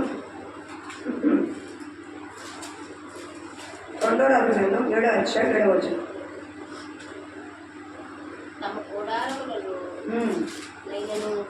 లేచి తమ గుడారములైనను, గుర్రములైనను, గాడిదలైనను, గండు పేక ఉన్నవాడైనను ఏమీ తీసుకొనకే తమ ప్రాణం దర్పించుకొని రక్షించుకున్నకు తమ ప్రాణం రక్షించుకుని చాలు అనుకొని సంధ్య చీకటి ఉన్నట్లుగా పేట విడిచి పారిపోయింది. హల్లెలూయా. సంధ్య చూడండి, రాత్రి కాల సమయం. ఇదేంటమ్మా? సంధ్య చీకటి. చీకటి ఏంటి? రాత్రేనా పగల? రాత్రి. ఇక్కడ జరిగిన సమయం తూకిడి కాస్త ఎక్కువ లేదు. షోమ్రోన్ పట్టణాన్ని బెన్హదదు ముట్టడించాడు. వీళ్ళెవరు బయటికి వెళ్ళకుండా, బయట వాళ్ళు ఎవరు లోపల రాకుండా ఆహారము, పానీయము, మాంసాలు ఏది ఇప్పుడు నీకు ఆహారం కానీ ఏం చేస్తావు? ఇంట్లో సరుకులు అయిపోయి ఏం చేస్తావు? బయట వెళ్ళి నువ్వు, నీ భర్త, భార్య, కుటుంబంలో పిల్లలు జల్ల ఎవరో ఒకరు తెచ్చుకోవాలి సరుకులు. ఈ మాటలో కానీ, కొట్లో కానీ, ఎక్కడైనా సరే, చిన్న పుట్టని పెద్ద పుట్టని మార్కెట్ అవ్వాలి, తెచ్చుకోవాలిగా. కానీ షోమ్రోన్ పట్టణానికి ఉదాహరణకి ఇది పట్టణం అనుకోండి. ఈ చుట్టూరు కూడా సైనికులు ఉన్నారు. ఈ డోర్ వేశారు, ఆ డోర్ వేశారు. ఈ లోపల ఇరుక్కుపోయాం మనం, అందరూ ఇరుక్కుపోయాం. ఇప్పుడు తిండి చెప్పలేము, మనకి ఉన్నదే తినేసాం, కూర్చున్నాం. బయటికి వెళ్ళాలి, బయటికి వెళ్ళి శత్రువు చంపేస్తారు. బయటికి వెళ్తే పట్టణం ద్వారం మూసేస్తుంది. ఒకవేళ దాటి వెళ్తే శత్రువులు చంపేస్తారు. ఇప్పుడు ఎంతకాలం తిండి చెప్పులు లేకుండా అక్కడ ఉంటారు. ఆకలిగా అంటే భయంకరమైన కరువు షోమ్రోన్ పట్టణాన్ని ముట్టడి వేసేసింది. ఎంత భయంకర కరువు అంటే పిల్లల్ని వండుకుని అంత ఆఖరికి పిండి తిప్పల కుక్క నక్క అని చేసి ఉంటారు. మొత్తానికి తిరిగి కూడా ఇది ఏమీ లేక నీ పిల్లలు నేను వండుకుంటా, నేను నా పిల్లలు వండుకో, అంత భయంకర కరువులోకి వెళ్ళిపోయాను. ఒక తల్లి మంచు తుఫాన్లో పసిపిట్టని ఎత్తుకొని వెళ్తా ఉంది. ఎండలో ఎడారి ప్రాంతంలో ఆ బిడ్డకి చుట్టుకుంది, పట్టుకొని వెళ్తా ఉంది. కొంచెం దూరం వెళ్ళినప్పటికీ దాహం వేస్తుంది, సమస్య వెళ్ళిపోతుంది, కాళ్ళు కాలిపోతున్నాయి. ఏం చేయాలో తెలియక ఆ పసిపిల్లని కాసేపు నీడ కావాలని చెప్పి కింద వేసేసి ఉంచుతుంది. ఏం చేసింది? పసిబిడ్డని కింద పడుకోబెట్టి తన పైన కాళ్ళు పెట్టి ఉంచిపోయింది. ఆ ఎండకి కాళ్ళకి అంటే కొంత కషాయ తల్లులు కూడా ఉంటారు, లేకపోలేదు. అవునా? ఎంతోమంది పిల్లలు ఏం చెప్తున్నారు? చంపేది అక్రమ సంబంధంగా అలవాటుపడి పిల్లల్ని చంపేసి పిల్లలు ఎక్కువైపోవాలి. దరిద్రం అయిపోయింది. మరీ భయంకరం అయిపోయింది సమాజం. సరే పక్కన భయంకరం కానీ తర్వాత మనం చెప్పుకున్నాం. ఇక్కడ ఏంటి? వండుకుని అంత అంటే ఇక తినడానికి ఏమీలో అంత భయంకరమైన పరిస్థితి. అలాంటి భయంకర పరిస్థితిలో ఉన్నప్పుడు ఎలీషా వాడు చెప్పాడు, వినండి బాగా. అసలు మీకు ఇంట్లో కేజీ బియ్యం లేవు, ఇంట్లో డ్రమ్ములో బియ్యం లేవు. బాగా ఊడ్చి చూస్తే గింజలు కూడా లేవు. 4 గింజలు కనిపించట్లా, నూనె కనిపించట్లా, ఉప్పు కారం కనిపించట్లా, ఇల్లంతా వెతికిన 5 రూపాయల బిళ్ళ కనిపించట్లా. అంటే ఇంట్లో ఏమన్నట్టు? సాధ్యం ఏమంట మా కరువా కాదా? దాని కరువు అంటారు కాదా? ఒక్కోసారి మనకి చిల్లర అక్కడక్కడ పెడతా ఉంటాం. ఏ డబ్బులు లేకపోతే టీ తాగడానికైనా టిఫిన్కైనా ఏం చేస్తాం? పేపర్ల కింద, గిన్నెల కింద, ఈ బట్టల కింద, లేడీస్ ఏం పెడతారు? చీరల కింద, ఆడి కింద ఏం చేస్తారు? మీరే కదా. నేను బండి పడతాను, నేనైతే ఆ డిక్కీలో బండి పడతాను.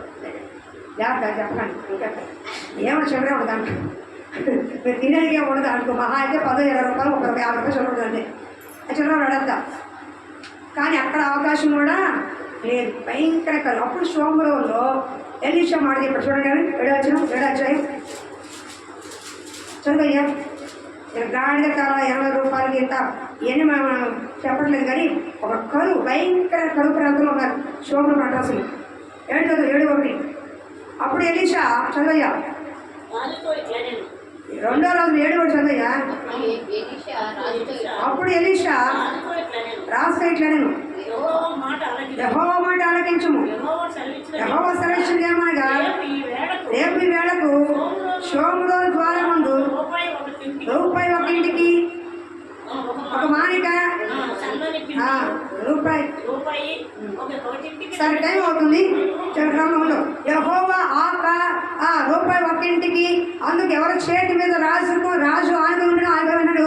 యెహోవా ఆకాశ కిటికీ తెచ్చినా అలాగ జరుగునా అంటున్నాడు. అప్పుడు ఎలీషా అంటున్నాడు, నువ్వు కనులారా చూస్తా కానీ తినకుండు అన్నాడు. ఇక్కడ భయంకర కరువు వచ్చేసింది. నా బిడ్డని నువ్వు వండుకో, నీ బిడ్డని నేను వండుకున్నారు. రాజు దగ్గరికి వెళ్ళారు. నా బిడ్డని తినేసింది, నేను బిడ్డ దాచుకుందయ్యా అంటే బట్టలు చింపుకున్నాడు రాజు, వస్త్రాలు చింపుకుంటున్నాడు రాజు. ఏ దేవుడే సహాయం చేయకపోతే నేనేం చేయను? దేవుడే వర్షాలు పంపించకపోతే, దేవుడే పంటలు పండించకపోతే, దేవుడే ఆహారం ఇవ్వకపోతే నేనేం చేయగలను అంటున్నాడు. అప్పుడు బాధపడుతున్న రాజు చూసే ఎలీషా అంటున్నాడు, రేపు ఈ వేళకి, వచ్చే నెలకు, వచ్చే సంవత్సరం కాదు, ఉదాహరణకి ఈ రోజు భయంకర కరువు ఉంది. రేపు ఈ వేళకంటే 8:30 అవుతున్నప్పుడు టైము పెట్టుకోండి. రేపు ఈ వేళకి, రేపు 8:30 గంటలకి మీరు సమృద్ధిమైన ఆహారం తింటారు. సమృద్ధిమైన ఆహారం తింటారు అని చెప్తున్నాడు. ఎవరు చెప్తున్నాడు? పక్కన ఉన్న సైనికుడు అన్నాడు ఆకాశ వాక్యం తెరిచినా, అంటే దేవుని యొక్క ఏమంటారు ఆకాశమే తెరిచిన తలుపులాగా ఈ కరువుకి అంతం లేదంటాడు. అంటే అలా జరుగుతుందా, చేయగలడా దేవుడు అని అనుమానంగా చెప్తున్నాడు. ఎందుకని? ఆ భయంకరమైన కరువు అలాంటిది. ఇప్పుడు మీ ఇంట్లో డబ్బులు లేవు, బియ్యం లేవు, పప్పు లేని అంటే ఇక్కడ నిలబడి సేవకులు అంటారు. నేను దాని వచ్చాను, మీ ఇంట్లో రేపటికి వాళ్ళకి డబ్బులు వచ్చేస్తాయి, మీ బస్తా వచ్చేస్తాయి, సరుకులు వచ్చేస్తాయి అని అనుకోండి. ఏమయ్యా, వారం రోజు మా ఇంట్లో సరిగ్గా తిండే లేదు, మా పిల్లలు సరిగ్గా పెట్టట్లేదు, రూపాయి చిల్లికి అవ్వలేదు, నువ్వేం చెప్తున్నావు? రేపు వచ్చేస్తాయా? ఈ వారం అంతా రాంది రేపు వచ్చేస్తుందా?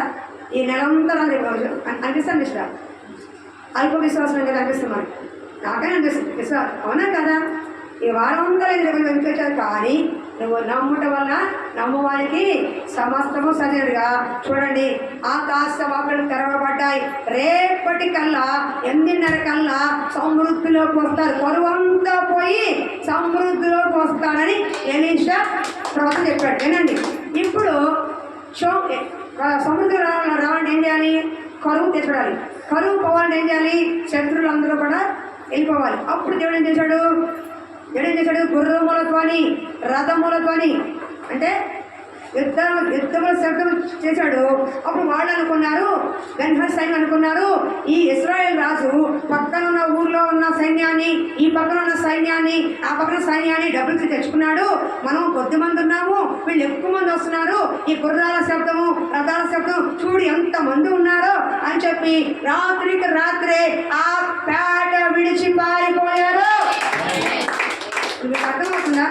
యుద్ధం జరగల, నష్టం తేడా. కానీ దేవుడు శబ్దము చేతనే శత్రువును భయపడ్డాడు. చదువు అన్నమాట, చదువు అన్నమాట. అది చదువు 7 చదువు 6 చదువు 6-7 చదువు. మీకు అర్థమవుతుంది. 6-7 అధ్యాయం 6-7. మా సరిగ్గా చదవాలి ప్లీజ్. ఎవరన్నా స్పష్టం చదవండి. యెహోవా రథముల ధ్వనియు, గుర్రముల ధ్వనియు, గొప్ప సమూహ ధ్వనియు సిరియను దండునకు విడబడినట్లు చేయగలమ్మా. ఇక్కడ ఏ ధ్వని అంటే యుద్ధం చేశారా దేవుడు? వినండి, యుద్ధం జరిగిందా? వినండి, చెప్పండి అమ్మా, యుద్ధం జరిగిందా? శబ్దమే కదా, గుర్రాల శబ్దం, రథముల శబ్దం.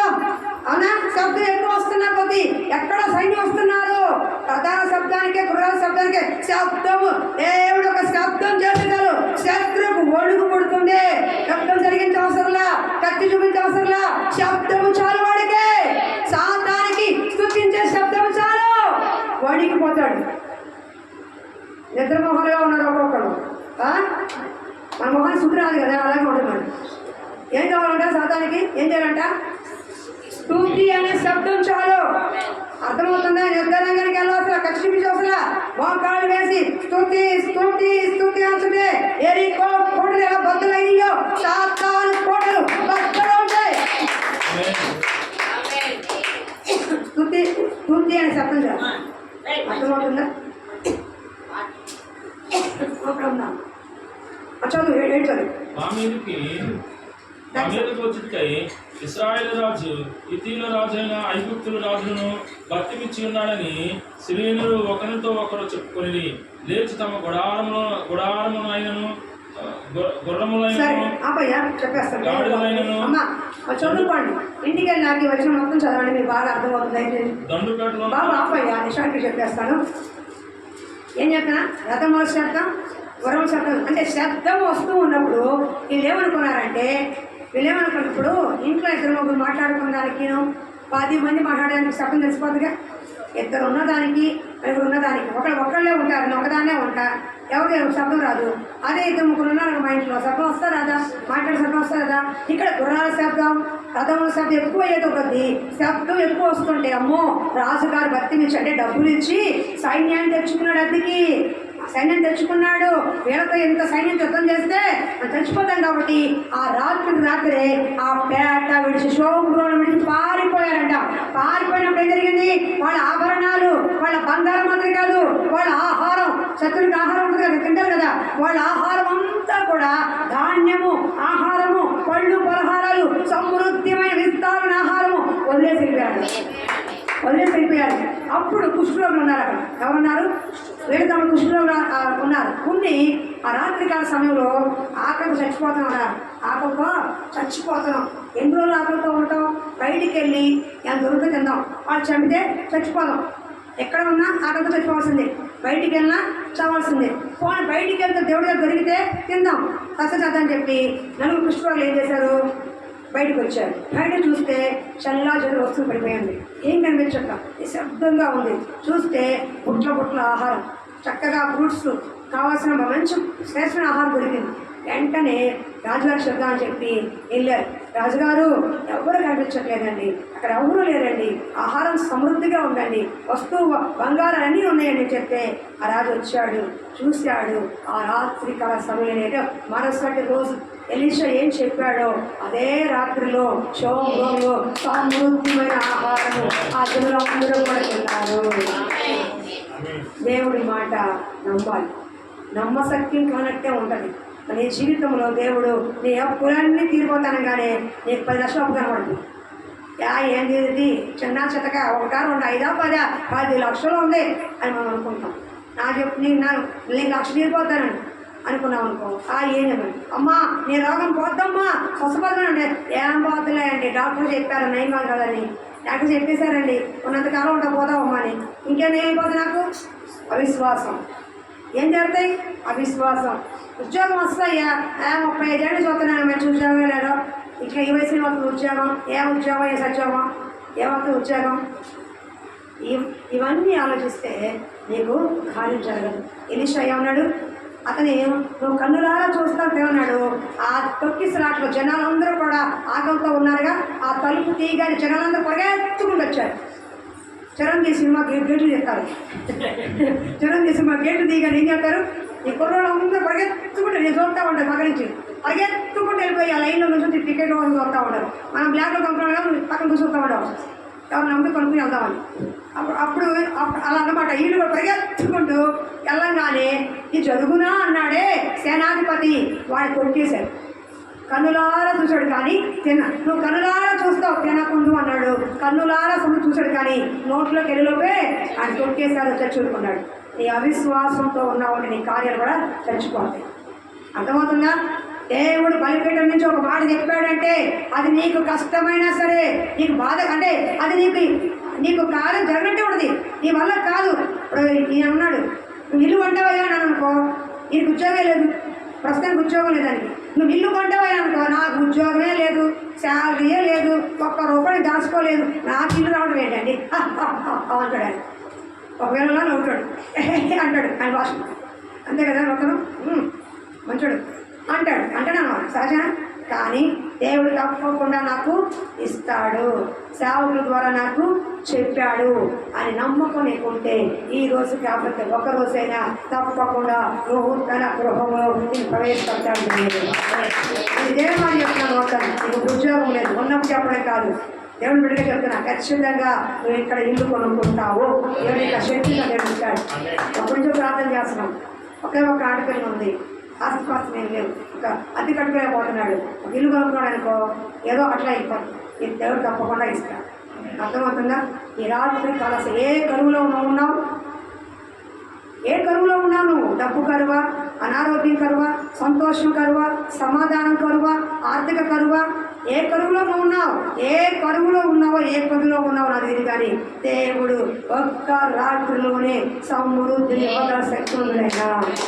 అర్థమవుతుందా? అన్ని వేల మందిని ఒకే రాత్రిలో ఆహారించడు. శత్రు సైన్యాన్ని పడగొట్టి ఆ రాత్రే వాడికి సమృద్ధిమైన ఆహారం, బిడ్డలను కూడా తినేంత భయంకరమైన ఆ కరువుని ఒక్క రాత్రిలోనే సమృద్ధిలోకి నడిపించాడు. సమృద్ధిలోకి నడిపించాడు. ఆశ్చర్యకర గొప్ప కార్యం. నేను ఒక చిన్న మాట చెప్తాను. మన అద్దె కట్టాలనుకుంటాం, అద్దె కట్టడానికి ఇంకొక చెప్పిన టైం 10వ తారీఖు. అద్దె కట్టడానికి కాదు, ఇంటి అద్దె కట్టడానికి చెప్పిన టైం 10వ తారీఖు. నాకు 2 days నుంచి నేను ప్రార్థన చేస్తున్నాను. మాట వచ్చేసింది, గొడవ అయిపోయింది. ఇంకా రేపు 10వ తారీఖు రేపు అనగా నాకు రాత్రి డబ్బులు వచ్చింది ఫోన్పేలో.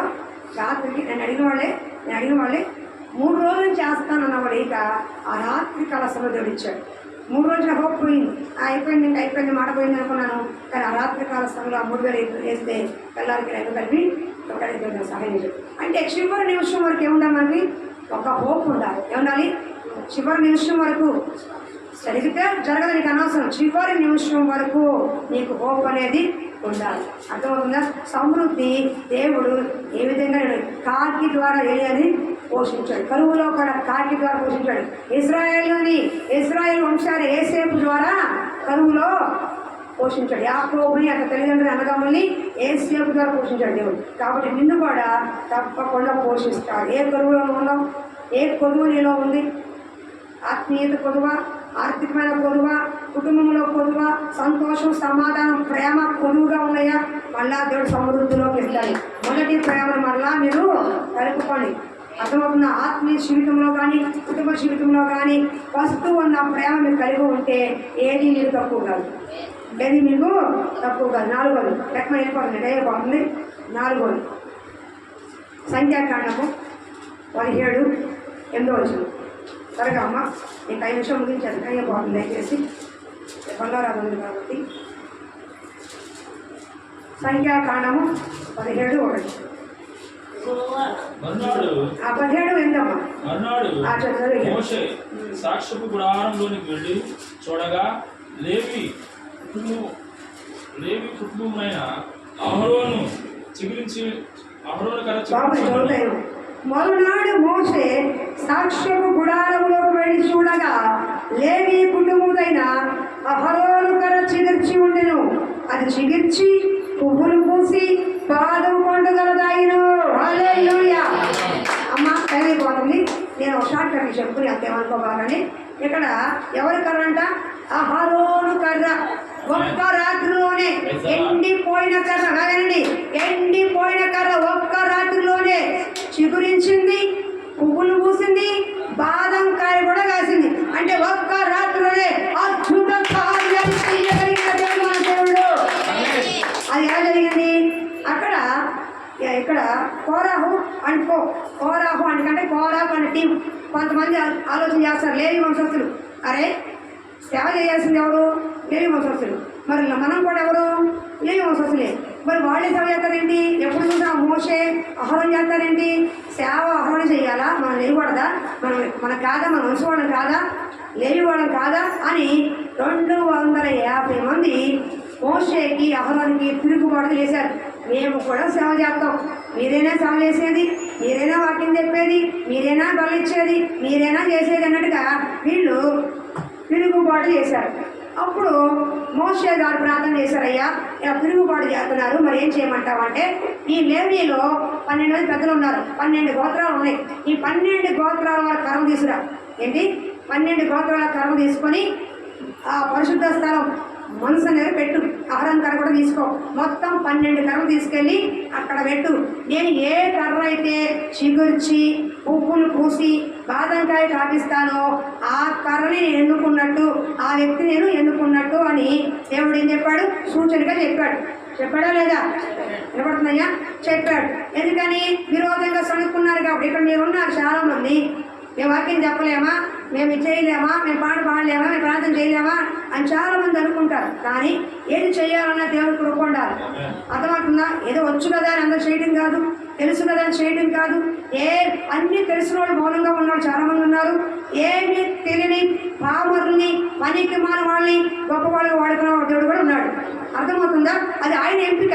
ఎవరు ఏంటి అని మనం అడగకూడదు, మీరు నేను అడగకూడదు. ఆయన ఎంపిక. ఒక వ్యక్తిని చూసినప్పుడు మరగుజ్జోళ్ళు కూడా దేవాక్యం చెప్తున్నారు, మరగుజ్జోళ్ళు కూడా దేవాక్యం చెప్తున్నారు. నత్తి వాళ్ళు ఇలా సొల్లు దాచుకున్న వాళ్ళు దేవాక్యం చెప్తున్నారు. మాట స్పష్టంగా రాని వాళ్ళు దేవాక్యం చెప్తున్నారు. ఇస్రాయల్ చెప్తున్నారు. అంటే దేవుడు ఎంచుకున్న పాత్ర ఎవరైనా సరే దేవుడు వాడుకుంటాడు, మిమ్మల్ని వాడుకుంటాడు. కానీ ఆయన సమయం ఇవ్వాలి. ఎప్పుడు ఏంటని ఆయన చెప్తాం. సరే, అయితే తిరుగుబాటు చేశారు. ఈ మోషే ఏంటంటే ఆ మనసం దగ్గర బలిపెట్టిన దగ్గర మనసం దగ్గర 12 కర్ర పెట్టాడు. తెల్లారి పొద్దునకి వచ్చేవాడికి ఆ అహరోను చేతి కర్ర పువ్వులు చిగుర్చి పువ్వులు కాసి బాధకాయ. అంటే దాని అర్థం ఏంటి? యాజకుడిగా నేను అహరోన్ని ఎన్నుకున్నాను, ఇంకా మీరు నోరు మూసుకోండి, తిరుగుబాటు చేయకండి, సనక్కండి, కొనక్కండి. నేను అధికారం అహరోనికి ఇచ్చా. నేను వాడుకునేది అహరోని యాజకుడు, మోషే నాయకుడు. అర్థమవుతుందా? నాయకత్వం పని ఎవరిది? మోషేది. యాజకత్వం ఎవరిది? అహరోన్ది. లేవీయుల పని ఏంటి? మందిరం గంగాళం నీళ్లు పోయడము, కట్టెలు కొట్టడము, పరిశుద్ధ స్థలంలో వాళ్ళు వచ్చే మరి మాంసం ఏమైనా వస్తే దాన్ని తీసివేయడము, యాజకుడు సహాయం చేయడము. అంటే ఒక్కొక్క పరిచయంలో ఒక్కొక్క అంశం ఉంది, ఒక్కొక్క కార్యం ఉంది. అందరూ వాక్యం చెప్పబడితే పనిచేసేవాళ్ళు ఎవరు? అందరూ వాక్యం పాట పాడేదెవరు? అందరూ వాక్యం చెప్పేస్తే చూసేదెవరు? అందరూ వాక్యం చెప్పేస్తే ఇచ్చేదెవరు? అందరూ వాక్యం చెప్పేస్తే మిగతా వాళ్ళు చూసేదెవరు? అర్థమవుతుందా? కాబట్టి నీ పిలుపు ఏంటి? వాక్యం చేయడం పిలుపు కాదు, నీ పిలుపు ఏంటి స్థిరపరచుకోవాలి. ప్రభువా, నా పట్ల నీ చిత్తం ఏంటి? నన్ను ఏం చేయమంటావు? నా పట్ల నీ ప్రణాళిక ఏంటి? నా పట్ల నీ ఉద్దేశం ఏంటి? ఏ పనికని పిలుచుకున్నావు? ఇదిగో పౌలును బర్నబాని నేను ప్రత్యేకంగా పిలుచుకున్నాను, వారిని అభిషేకించండి అన్నాడు. అభిషేకించి దేవుడు చెప్పాడు, పంపించారు వాళ్ళు. అలాగే దేవుడు చెప్పాలి, ఈ వ్యక్తిని మీరు దేవుడు చెప్పాలి నేను ఎన్నుకున్నాను. అర్థమవుతుందా? అప్పుడు దేవుడు ఆ పర్పస్ను వాడుకుంటాడు. మనంగా దూరే అనుకోండి, అది అంతా ప్రయోజనకరంగా ఉండదు. అలాగే అహరోను ఎన్నుకున్నానని అన్ని లక్షల మంది ముందు ఎన్నుకున్నాడు. అహరోను ఆదిత్య చేసిన ఒకసారి చూడండి, అహరోను చేసిన పని ఏంటో. అహరోను నిర్గమాకాండం 17:8 చూడండి. నిర్గమాకాండం 7 వర్షయ్యా.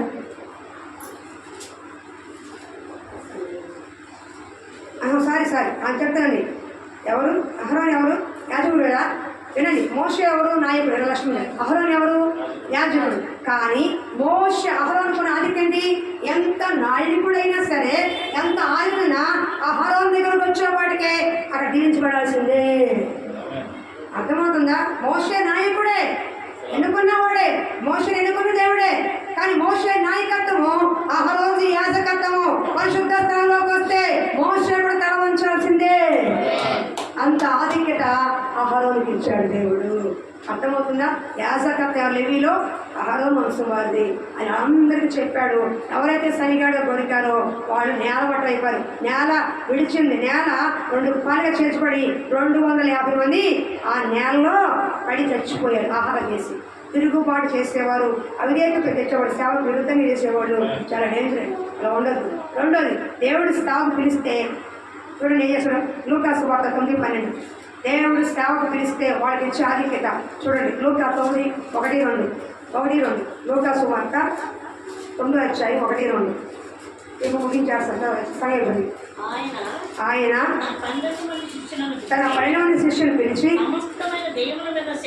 సమస్తమైన దైవమైన శక్తిని అధికారమును రోగము స్వస్థపరచు వరమును వారు అనుగ్రహించి దేవుని రాజ్యమును ప్రకటించుటకును రోగులను స్వస్థపరచుటకును వారిని పంపెను.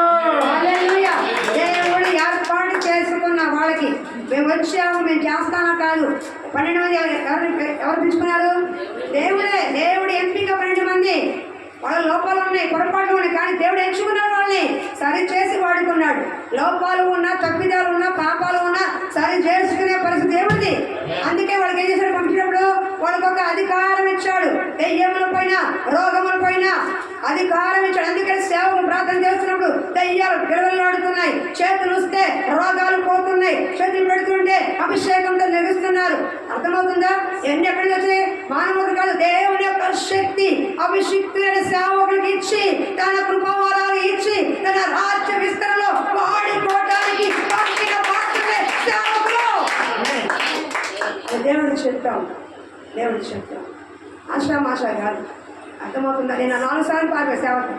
నా సేవతో బాబోయే 4-5 సార్లు పారిపోయాను. కానీ దేవుడు ఇక్కడికి వచ్చి నాకు ఒకసారి పారిపోవాలి. అక్కడ ఫ్రీగా ఉన్నాడు, పారిపోయా. ఇక్కడంటే డబల్ కష్టం అవుతుంది, బాధ వేస్తుంది, అవమానం దుఃఖం వేస్తుంది, బాధ వేస్తుంది, అన్ని రకాలుగా ఉన్నాయి. కానీ పారిపోవాలి ఒకసారి విషయం. ఎందుకని ఆ రోజు అంతగా ఎందుకు పొందు నాకు తెలియదు. కానీ దేవుడి కొరకు ఎప్పుడైతే వచ్చానో, నీ కొరకు నేను ఉంటానయ్యా అని ఎప్పుడైతే నిలబడ్డానో, దేవుడు ఎంచుకున్న పాత్రకు నేను నిలబడ్డానో, అప్పుడు దేవుడు నాకు శక్తిని కృపని ఇచ్చాడు. అర్థమవుతుందా?